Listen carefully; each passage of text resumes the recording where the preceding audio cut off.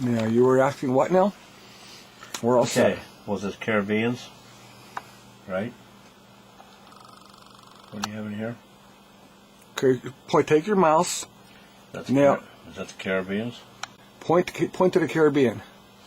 I'm asking you a question. You say point. Forget it. Okay, look. I'm not asking you nothing. Okay, look. What country is this? Okay, that's what I asked you. Is that Cuba, the Caribbean? That's Cuba. Cuba. What's this? Is it Jamaica? That's Jamaica? No. Okay. Where's the Caribbean now? So you know, come on, you know no, that's Mexico. That's South America. In here. No, Caribbean is a chain of islands off Puerto Rico. See that chain of islands there? Or St. Thomas, St. Croix, St. Lucia? Okay. That's the Caribbean. Okay. All right? Now. So you got Jamaica and Cuba. Right? Right. Okay. Okay, now. This is a little different today. Okay. When you're ready. 5, 4, 3, 2, 1. Good evening, folks. This is Dr. Kazoo speaking to you a little bit on the weather tonight. Here we're looking at Hurricane Igor. Okay, and this is west longitude of 55 and a north longitude about 20. Okay, it sets us in this position. Okay, now, if this hurricane, what we have out there, we still have this huge Bermuda high. But a lot of modules say, and a lot of meteorologists say, and a lot of people say, well, this low pressure that's heading east will keep the hurricane off the coast. Would it really do it this time? Because this hurricane here is a category 4 or 5. It has a possibility of strengthening into a category 5. Okay, how strong is this hurricane? Okay, is it actually going to take the path up here and off there, showing out to sea? Now this hurricane here can do something a little bit different. If it kept in this direction, as you see, the latitude that is here, would it go into the position like that and then start to turn out here and hit inward, hit some of this coast and go up into New England states?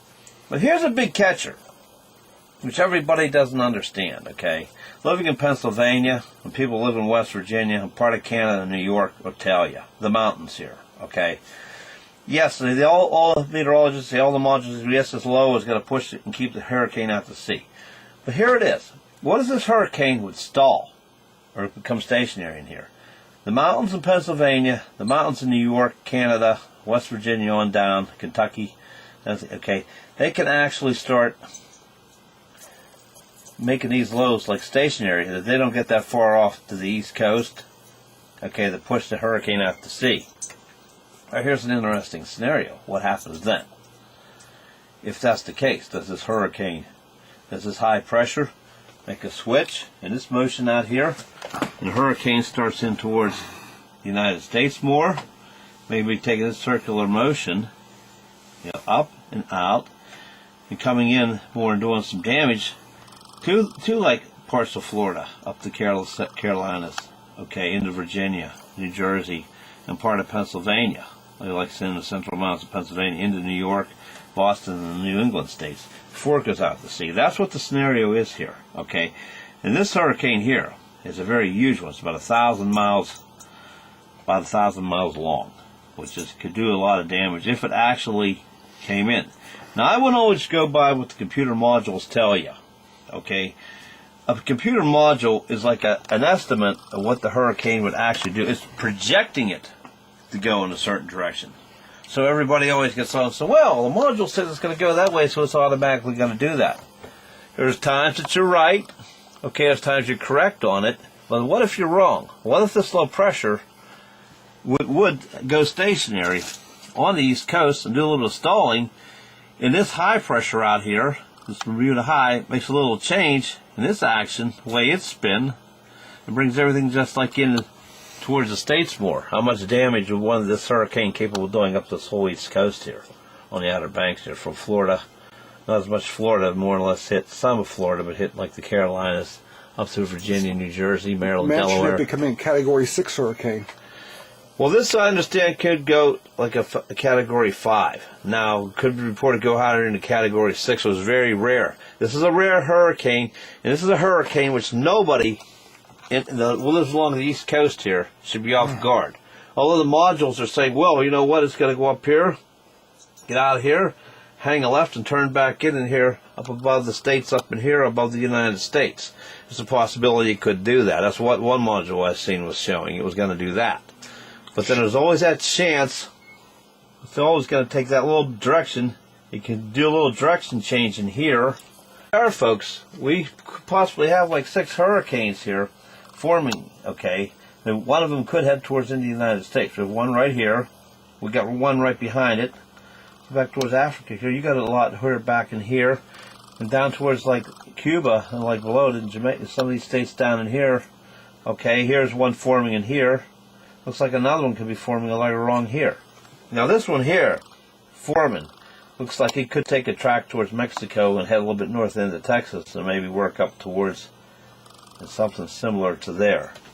Go below Pennsylvania. One more thing, okay, before we're going to cut off here shortly, but there's one more thing here we do want to mention.